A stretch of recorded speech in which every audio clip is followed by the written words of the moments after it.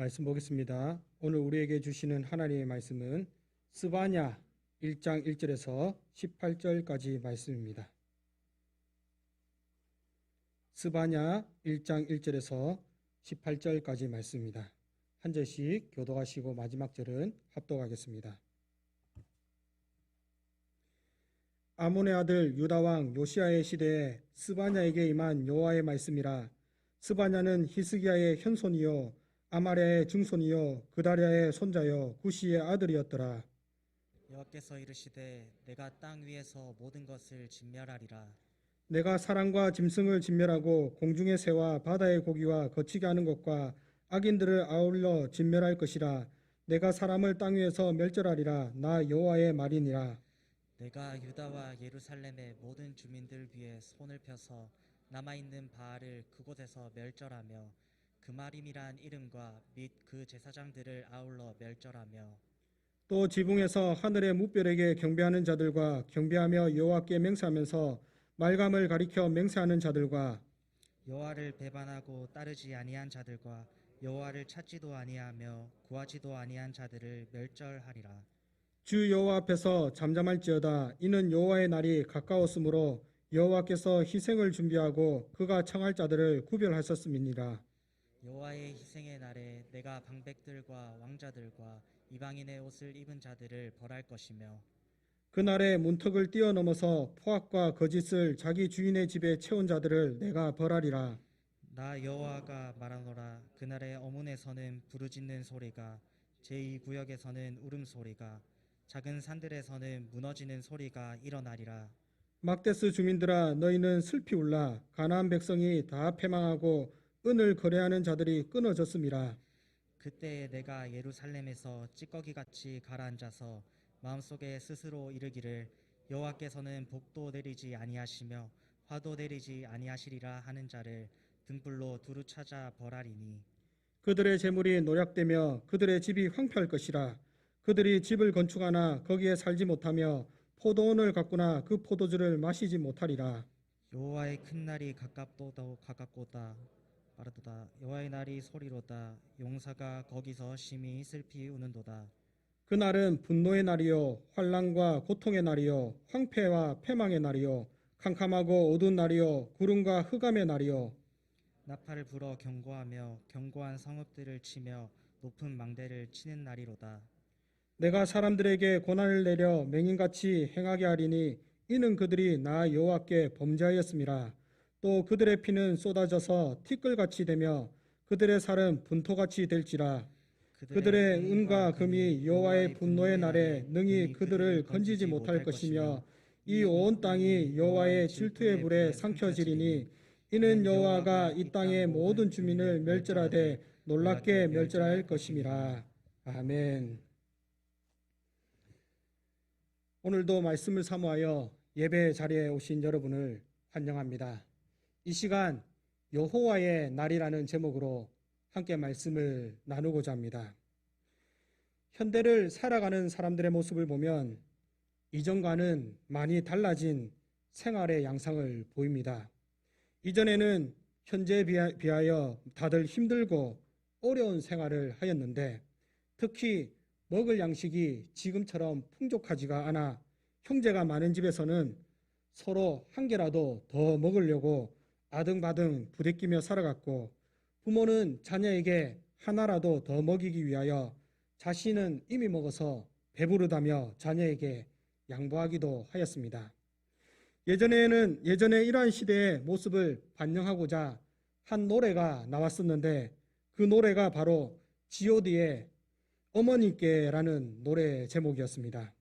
그 가사를 보면 어려서부터 우리 집은 가난했었고 남들 다 하는 외식 몇 번 한 적이 없었고 일터에 나가신 어머니 집에 없으면 언제나 혼자 끓여 먹었던 라면, 그러다 라면이 지겨워서 맛있는 것 좀 먹자고 대들었었어.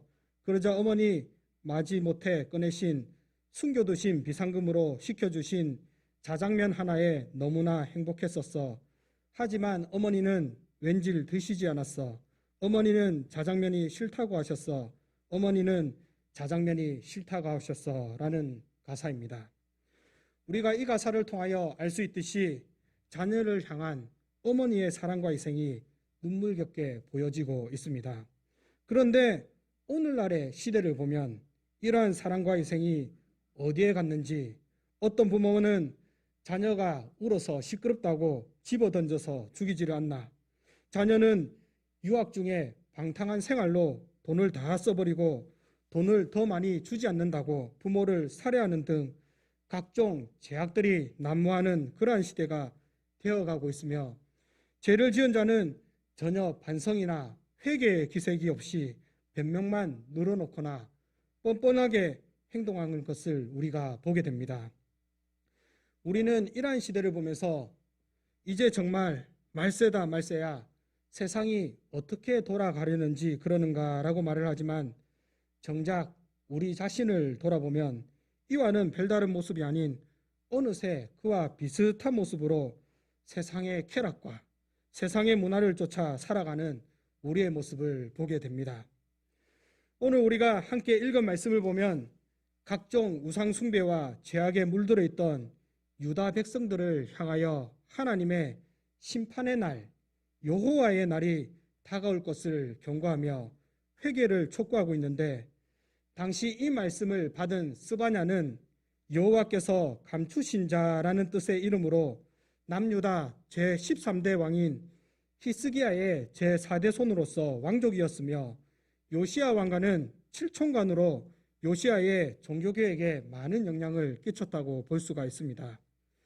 특히 스바냐는 제14대 왕 므낫세와 제15대 왕 아몬의 57년간의 악정 아래에서 종교적, 도덕적으로 극심하게 타락하여 하나님의 준엄한 심판을 피할 수 없게 된 지경까지 이르렀던 예루살렘과 유다에 대하여 경고의 말씀을 주고 있는데, 당시 하나님의 선민인 남유다에게 주어진 경고의 말씀, 선포된 여호와의 날을 통하여 오늘을 살아가는 우리가 하나님의 거룩한 백성으로 어떻게 살아가야 하는지 살펴보고자 합니다. 하나님께서는 스바냐에게 말씀을 주셨는데, 그 말씀은 2절에 여호와께서 이르시되 내가 땅 위의 모든 것을 진멸하리라는 말씀이었습니다.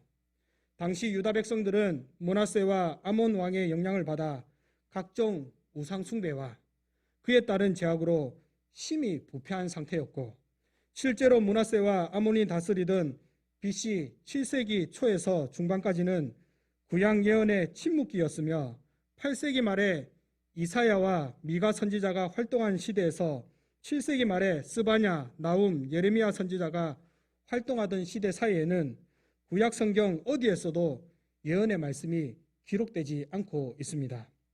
이처럼 예언의 침묵은 그 당시 므낫세와 아몬의 통치 기간 중 이방 종교가 그 백성들 사이에서 얼마나 만연되어 있는지를 보여주는 것이며, 당시 유다는 아수르의 강력한 정치적 군사력 힘에 억눌려 있었을 뿐만 아니라 아수르의 우상 종교에도 짓눌려 우상 숭배를 자행하고 있었는데, 특히 유다에서는 여호와 신앙에 대한 핍박과 우상 숭배, 심지어는 어린아이를 희생제물로 우상에게 바치는 극악한 행위가 자행되고 있었다는 것입니다.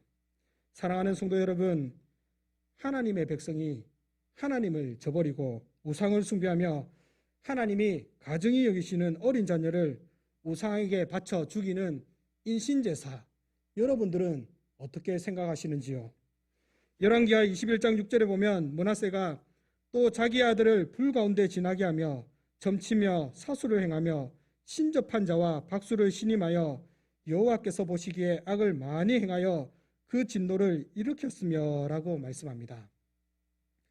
여기서 므낫세가 자기 아들을 불 가운데로 지나가게 했다는 것은 당시 암몬 사람들의 국가신으로 여기는 밀검 또는 말감으로 불리는 몰렉 종교의 인신제사의 제의를 말하는 것으로, 몰렉이라는 신은 베니안인들의 신화에 자주 등장하여 불과 번개 그리고 전쟁과 관련하여 주로 등장하였습니다. 그래서 몰렉 숭배자들은 전쟁이나 재난이 이 신의 노여움으로 인해 발생하는 것으로 믿었고, 그 고통에서 벗어나기 위해서 자신의 자녀를 몰렉신에게 인신제사로 바치는 행위까지 서슴지 않았던 것입니다. 당시 모압 왕이 이스라엘과 전쟁으로 수세에 몰리자 이 같은 상황에 벗어나기 위하여 자신의 맏아들을 성 위에서 번제로 바친 사건이 기록되어 있는데 이건 역시 몰래신앙의 한 형태로 볼 수가 있는 것입니다. 그런데 불행하게도 이러한 잔인하고 무도한 이교적인 제의가 아합이나 아하스 그리고 므낫세 같은 왕들에 의해서 이스라엘에서도 자행되고 있었다는 것입니다. 특히 아하스와 므낫세 시대에는 희생제물을 태우기 위하여 거대한 화장용 제단인 도벳이 세워졌고 흰농 골짜기에서는 몰렉 숭배가 공공연히 행하여졌으며 제사에 드리기에 앞서 제물이 될 자식을 불로 정하는 의식으로 불 가운데 지나가게 한 뒤 제단에서 정화의식을 마친 자녀를 죽이는 살육을 행하였던 것입니다. 며칠 전에 기사에 이런 기사가 떴습니다. 공덕 쌓겠다 단두대 누워 스스로 참수한 스님. 태국 농부 아람푸 지역에 있는 와투푸인 사원의 68세의 스님 탐마콘 왕프리자는 지난 15일에 단두대에서 스스로 직접 참수해 숨졌는데 그는 이전부터 탐마콘 부처에 제물을 바치는 것은 공덕을 쌓는 일이라고 스스로 참수하는 행위가 4, 5세계의 행운을 가져다 줄 것이라고 믿었다고 합니다. 이에 그는 불상 옆에 설치한 임시 단두대 밑에 누워 칼날이 그의 목을 향하게 한 뒤에 밧줄을 잘랐고 결국 스스로 자신을 참수했습니다. 그리고 숨진 탐마콘 옆에는 그의 계획인 나의 머리를 자르는 것은 부처를 찬양하는 길이라는 글자가 새겨진 대리석 조각이 있었다고 하며 그의 소원은 자신의 머리와 영혼을 바쳐 다음 생에 더 높은 영적 존재로 환생할 수 있도록 도와달라고 부처에게 부탁한 것이라고 5년을 넘게 이 기이한 의식을 계획했다고 합니다. 성도 여러분, 우리가 이러한 모습을 볼 때 예나 지금이나 살아있는 사람을 제물로 바친다는 것은 그 시대를 넘어 정말로 충격적이고 악한 일이 아닐 수가 없습니다.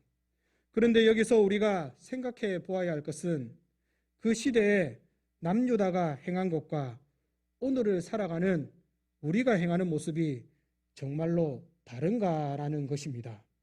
실제로 우리는 사람을 죽여 인신제사를 안 바쳤을 뿐이지 그와 별반 다름없는 모습들이 있다는 것입니다.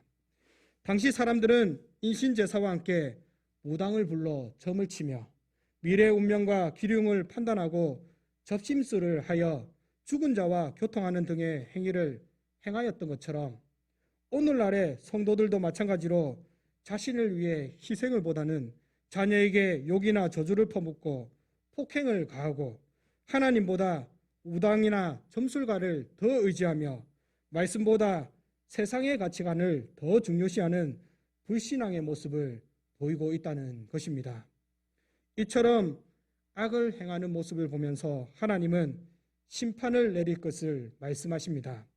그 심판의 구체적인 내용을 보자면 먼저 4절에 내가 유다와 예루살렘의 모든 주민들 위해 손을 펴서 남아있는 바알을 그곳에서 멸절하며 그마림이라는 이름과 및 그 제사장들을 아울러 멸절하며 라고 말씀합니다.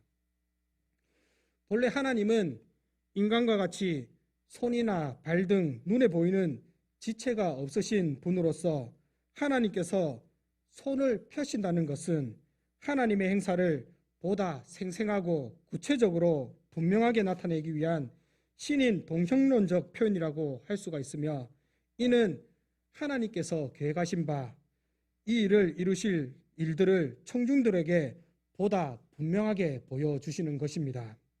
특히 하나님께서는 그곳 유다와 예루살렘, 하나님께서 이스라엘 백성들에게 주신 약속의 땅이며 하나님의 임재 장소이기도 한 거룩한 예루살렘 도성에 남아있는 바알을 멸절하실 것인데 남아있는 바알이라는 것은 요시야 왕의 개혁 이후에도 완전히 소탕되지 않고 남아있는 바알, 우상 숭배 잔족 세력을 지칭하고 있는 것입니다.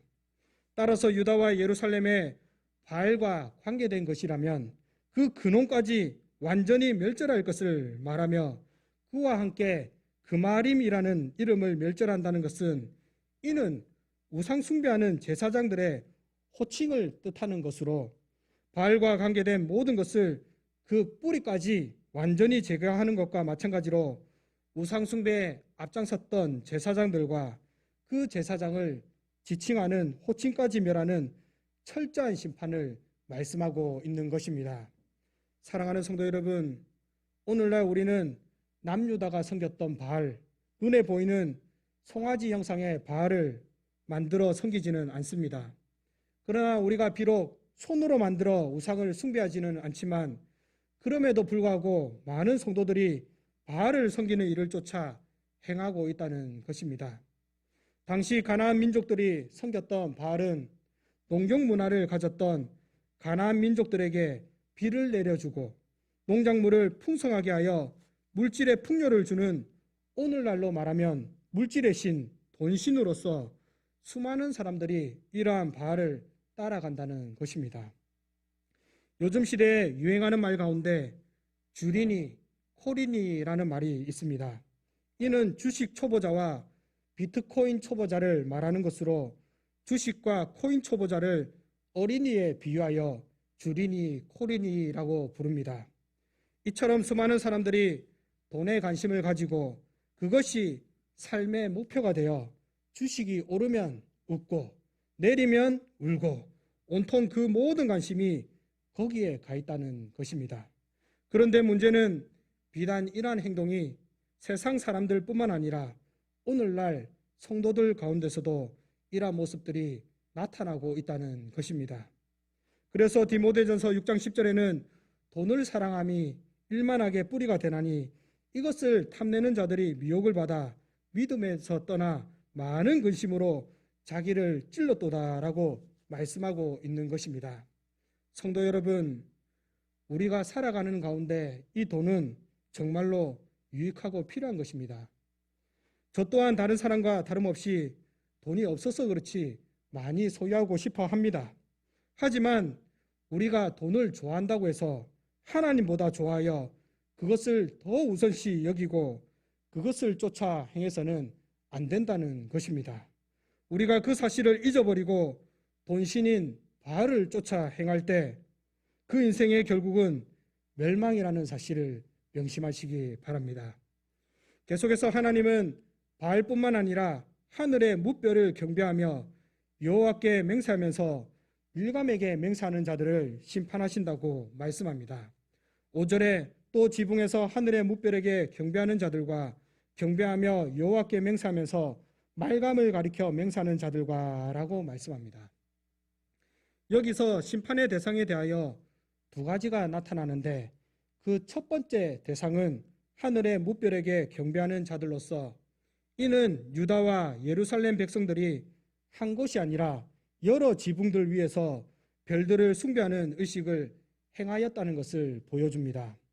즉 유다와 예루살렘에는 바알과 해와 달과 하늘의 모든 별들에게 분향하는 자들이 있었고 그들은 하늘의 일월 성신이 바알과 아세라에게 능력을 실어준다고 믿었으며 이들이 섬기는 제단이 주로 지붕에 있었던 이유는 지붕이 하늘에 있는 일월 성신과 좀 더 가깝고 밀접하게 교통할 수 있는 위치라고 믿었기 때문입니다.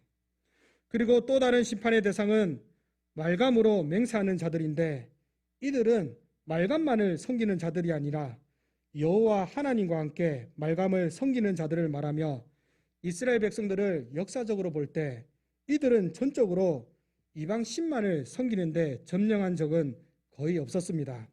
즉 이들은 가식적이거나 형식적으로 여호와 하나님을 섬기거나 종교 혼합주의적이거나 종교 다원주의적 유혹에 미혹이 되어 하나님께 범죄하는 삶을 살았으며 특히 여호와 하나님과 함께 섬긴 이 말감은 밀곰을 말하는 것으로 솔로몬이 후궁들을 위해 산당을 지은 것에서 시작이 되어 바알과 지속적으로 하나님을 경노케 한 우상입니다.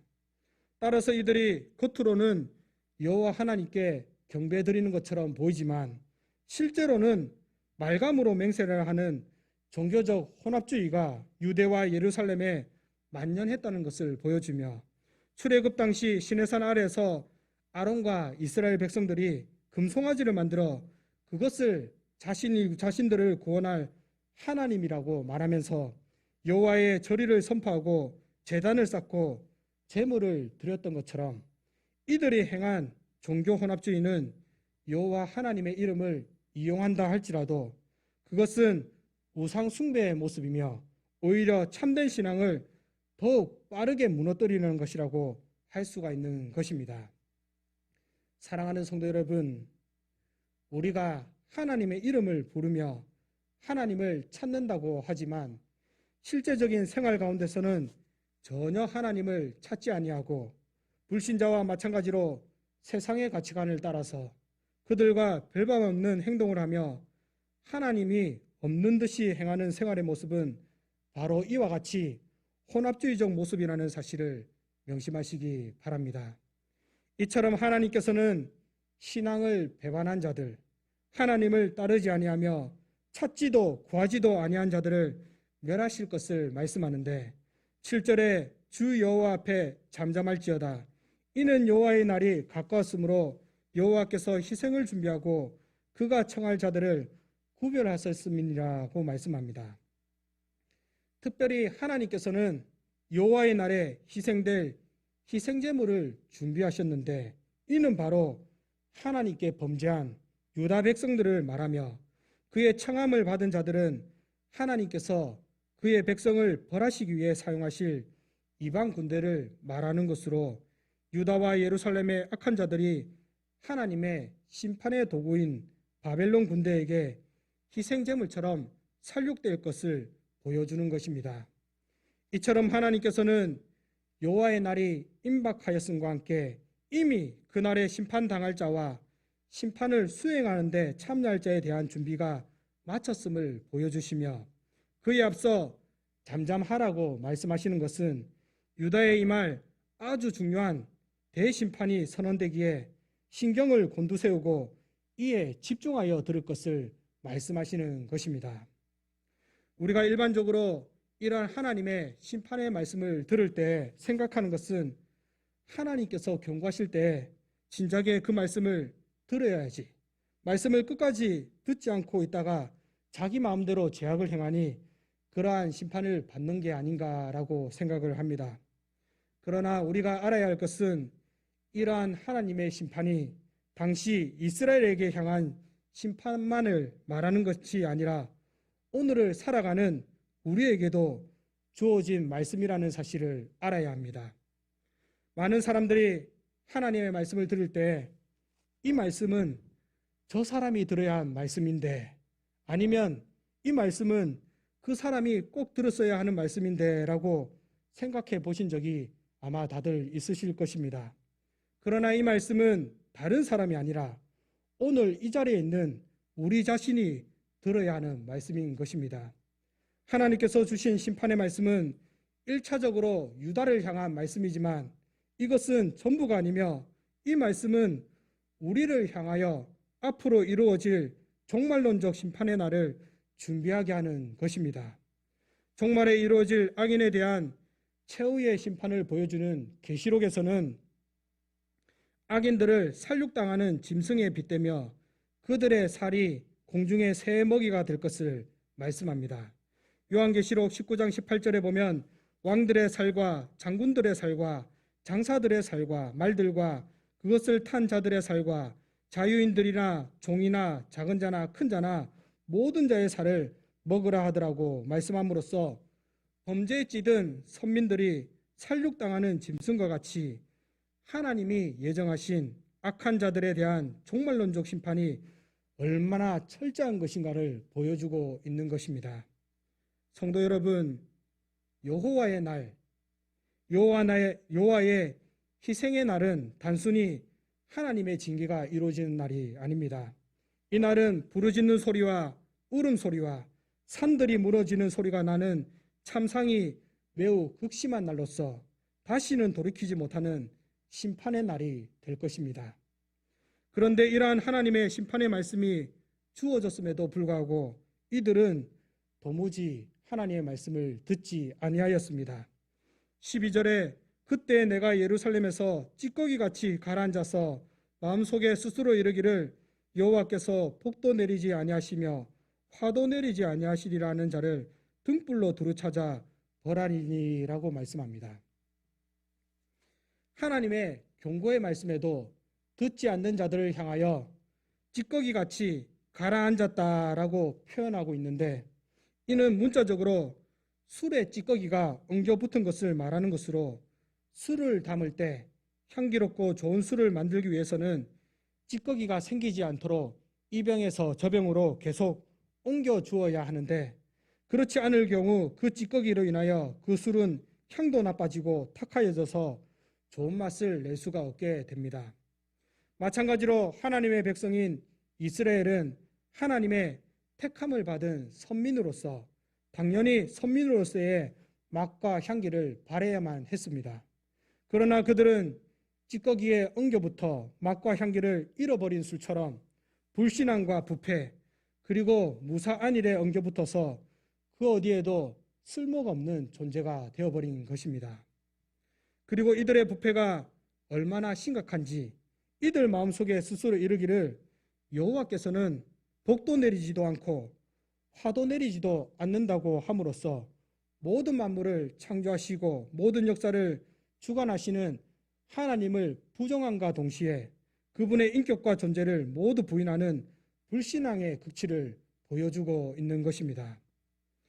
당시 이스라엘이 그런 것처럼 오늘을 살아가는 이 시대도 마찬가지입니다. 사람들은 하나님의 심판의 날이 가까웠다는 말을 들으면서도 2000년이 넘도록 심판이 이루어지지 않았는데, 그리고 지금 나는 건강하고 젊어서 내가 살 날이 아직 많이 남았는데 그 날이 언제 이루어지겠나라고 안일하게 생각하며 명목적으로는 하나님을 경외하는 모습을 보이지만 진심으로는 하나님의 말씀을 새겨 듣지 않는 가식과 위선적인 신앙의 모습을 보이고 있다는 것입니다. 성도 여러분, 우리 자신을 다시 한번 돌아보시기를 바랍니다. 과연 나는 종말의 시대를 살아가는 자로서 이를 대비하며 말씀을 따라 살기 위하여 죄악과 싸우기를 피 흘리기까지 하고 있는가? 정말로 나는 말씀을 따라서 내 안에 하나님보다 우선시되는 우상들을 버리고 하나님께 방향을 돌이키는 회개의 삶을 살고 있는지 돌아보시기를 바랍니다. 당시 이스라엘은 하나님이 말씀하신 여호와의 날을 예사로 들었고 하나님의 말씀을 무시하였지만, 그러나 우리는 여호와의 큰 날이 가까울 뿐만 아니라 가깝고도 빠르다는 사실을 명심해야 합니다. 하나님께서는 앞서 임박한 여호와 날에 임하게 될 남유다의 대심판에 대하여 경고를 주셨지만 또다시 구체적인 경고의 말씀을 주시는 것은 여호와의 날이 매우 빠르게 다가온다는 것과 동시에 그 날의 참상을 통하여 백성들의 회개를 강력하게 촉구하고 있는 것입니다. 앞서 우리가 살펴보았듯이 여호와의 날은 하나님의 심판이 이루어지는 날입니다. 그 날은 분노의 날이요, 환난과 고통의 날이요, 황폐와 패망의 날이요, 캄캄하고 어두운 날이요, 구름과 흑암의 날입니다. 그리고 이 날은 사람들이 고난을 받아 맹인같이 되는 날로서 대적의 포위의 공격으로 인하여 피할 길을 찾지 못하고 우왕좌왕하는 날입니다. 그리고 이 날은 유다 백성들의 죄악으로 말미암는 심판의 날로서 그들의 피가 쏟아져 예루살렘 사면에 물같이 적시게 될 것이며 그들의 피가 티끌같이 황폐한 성읍에 흩어지고 바람이 불면 먼지와 섞여 날리게 될 것입니다.